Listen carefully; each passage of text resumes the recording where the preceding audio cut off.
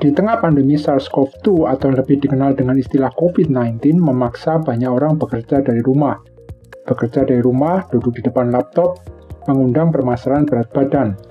Aktivitas fisik tentu menurun karena harus duduk di depan laptop sepanjang hari tanpa bergerak ke sana kemari. Kamu juga tidak bisa pergi ke gym atau pusat-pusat kebugaran karena sebagian besar diantaranya masih tutup. Demikian pula pembatasan sosial yang diterapkan oleh pemerintah semakin menyempitkan ruang gerakmu. Data dari WHO sebelum pandemi menyebutkan bahwa lebih dari 31% penduduk bumi di atas usia 15 tahun tergolong memiliki aktivitas fisik yang sangat rendah. Dan hal ini sangat berdampak pada peningkatan risiko penyakit kronis di kemudian hari. Penyakit kronis tentu membawa dampak buruk bagi sosial dan ekonomi di tingkat individu maupun negara. Data ini diprediksi meningkat selama pandemi. Rendahnya aktivitas fisik masih diperparah pula dengan peningkatan asupan makanan melalui kebiasaan ngemil. Tak bisa kamu pungkiri bahwa saat kamu merasa bosan karena seharian penuh berada di depan laptop atau meja kerja, maka hal pertama yang terpikir olehmu adalah makanan.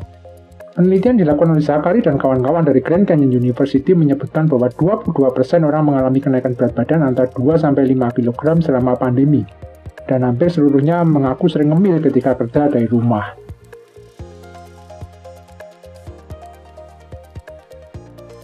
Hal yang sama kemungkinan besar terjadi di kamu juga kan? Nah, untuk mengatasi hal itu kamu pasti ingin memulai diet. Tapi diet yang mana? Ada banyak sekali program diet di luar sana. Setidaknya menurut buku Text What's Law Perspective in Nutrition di tahun 2019, ada lebih dari 80 metode diet dengan nilai bisnis mencapai 277 miliar US dollar.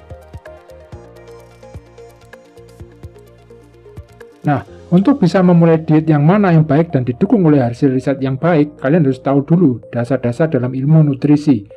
Di sini saya akan menjelaskan apa itu ilmu nutrisi dan bagaimana tubuh kita mengolah makanan serta apa efek makanan bagi kesehatan tubuh kita. Apa sih pentingnya orang awam mengetahui dasar-dasar ilmu nutrisi? Begini, selama hidup kita rata-rata makan sebanyak 70.000 kali dan menghabiskan makanan setara lebih kurang 60 ton. Hal itu artinya total berat makanan yang kita konsumsi selama hidup adalah ribuan kali berat tubuh kita sendiri.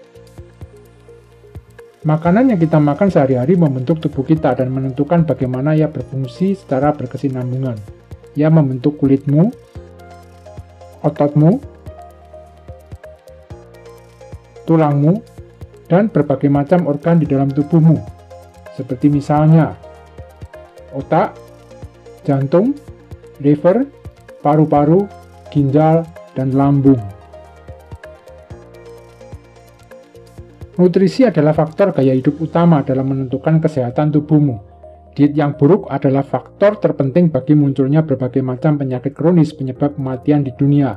Di antaranya adalah penyakit jantung, diabetes, kanker, stroke, dan lain-lain, yang seharusnya bisa dicegah. Jadi apa itu sebenarnya ilmu nutrisi?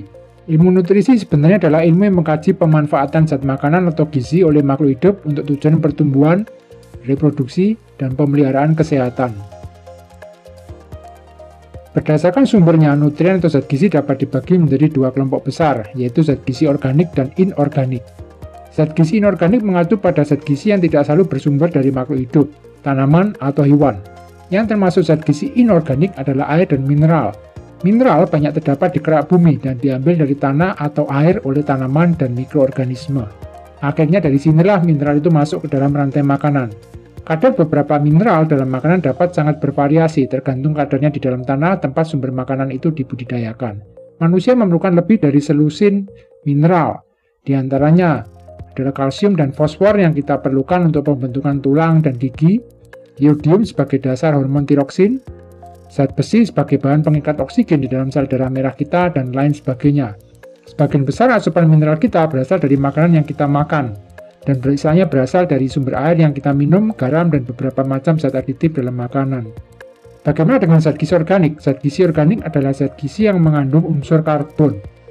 Zat gizi ini membentuk sebagian besar volume dalam makanan kita sehari-hari dan memberikan kita energi, beserta dengan berbagai macam senyawa organik penting lainnya. Di antaranya adalah karbohidrat, lipid, protein, dan vitamin. Berbeda dengan zat gizi inorganik yang didapatkan dari kerak bumi, zat gizi organik harus disintesis terlebih dahulu di dalam sel hidup dari zat-zat yang lebih sederhana. Tanaman dan plankton seperti misalnya algae dan bakteri yang mampu berfotosintesis dapat memproduksi karbohidrat dari senyawa inorganik, yaitu karbon dioksida di udara dan air di lingkungan tempat mereka hidup. Manusia atau hewan dan sebagian besar mikroorganisme lain tidak dapat melakukan fotosintesis semacam itu, dan oleh sebab itu harus memperolehnya dari mengkonsumsi organisme lain. Kita manusia memperoleh protein, karbohidrat, lemak, dan ke-13 macam vitamin dengan mengkonsumsi berbagai macam tanaman dan hewan. Ada juga pembagian zat gizi berdasarkan volumenya di dalam makanan kita sehari-hari, yaitu makronutrien dan mikronutrien. Zat gizi disebut makronutrien jika ia membentuk sebagian besar volume di dalam diet kita sehari-hari. Tentu yang termasuk di dalamnya adalah karbohidrat, protein, dan lipid. Sedangkan mikronutrien adalah zat gizi yang membentuk sebagian kecil volume sisanya, yaitu vitamin dan mineral. Berdasarkan metode pembagian yang sama, mineral masih bisa dibagi menjadi mineral mayor dan trace element. Disebut trace elements jika kebutuhan tubuh kita sehari-hari tidak lebih dari 100 mg. Nah, setelah tahu pembagian bermacam zat gizi secara garis besar, mari kita pelajari satu persatu apa saja fungsi zat gizi itu. Seberapa banyak kita harus mengkonsumsinya menurut rekomendasi konvensional, serta dari mana kita mendapatkannya.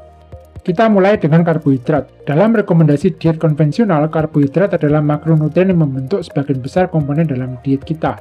Dari sudut pandang kimia, karbohidrat di makanan hadir dalam bentuk karbohidrat atau gula sederhana dan karbohidrat kompleks. Gula sederhana ya gula yang kita kenal. Ia memiliki struktur molekul yang relatif kecil. Gula secara alamiah dapat dijumpai di buah, sayuran, dan produk-produk susu sapi. Gula pasir dikenal dengan istilah sukrosa adalah contoh gula sederhana yang banyak ditambahkan di berbagai macam makanan olahan. Glukosa adalah contoh gula sederhana lain yang ada di dalam darah kita dan kita kenal dengan istilah gula darah. Jika masing-masing gula sederhana itu berikatan secara kimia satu sama lain, ia akan disebut dengan istilah karbohidrat kompleks. Misalnya, tanaman menyimpan cadangan makanannya dalam bentuk pati, yaitu suatu karbohidrat kompleks yang terdiri dari ratusan unit glukosa yang membentuk rantai. Roti, serealia, dan sayuran berpati, misalnya kentang, adalah sumber utama bagi karbohidrat kompleks. Selama proses pencernaan, karbohidrat kompleks dipecah menjadi molekul-molekul gula sederhana dan diserap melalui sel yang melapisi dinding usus halus kita untuk masuk ke dalam peredaran darah. Namun demikian, tidak semua jenis karbohidrat mampu dipecah atau dicerna oleh tubuh kita. Misalnya, ikatan antara gula sederhana yang membentuk serat tidak dapat dipecah oleh tubuh kita karena tubuh kita tidak memiliki enzim yang mampu mencernanya.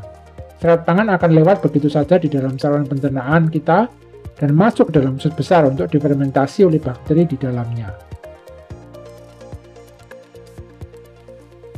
Sekarang kita beralih ke protein. Protein adalah bahan baku utama pembentuk struktur tubuh kita. Misalnya, protein adalah komponen utama dalam tulang, otot, sel darah merah, sel saraf beserta sel lainnya, dan juga ikut membentuk enzim. Seperti halnya karbohidrat kompleks yang merupakan rantai dari gula sederhana, protein adalah rantai dari komponen yang disebut dengan asam amino, yang berikatan satu sama lain melalui ikatan yang disebut dengan ikatan peptida. Ada 20 macam asam amino. Protein dalam makanan kita berasal dari hewan dan tumbuhan. Sebagian besar protein yang ada di dalam makanan kita berasal dari sumber hewani, misalnya daging, telur, ikan, dan susu. Yang termasuk dalam protein nabati, misalnya kacang-kacangan dan jamur.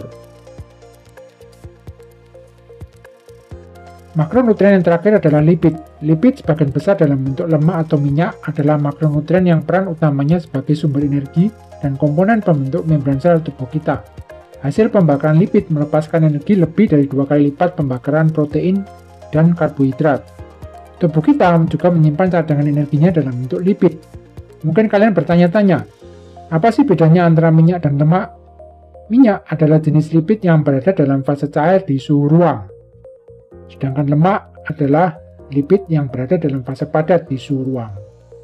Kita memperoleh sumber lemak dan minyak dari hewan dan tanaman. Misalnya yang termasuk dari contoh minyak adalah minyak kelapa dan minyak zaitun. Sedangkan lemak adalah lemak yang ada di dalam daging, dan yang ada di dalam mentega atau margarin.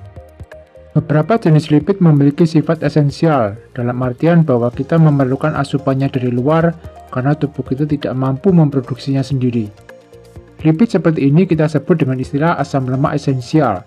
Asam lemak esensial dapat membantu mengontrol tekanan darah, mencegah pembentukan plak ateroma atau aterosklerosis pada dinding pembuluh darah, membantu sintesis dan memperbaiki komponen penting di dalam sel.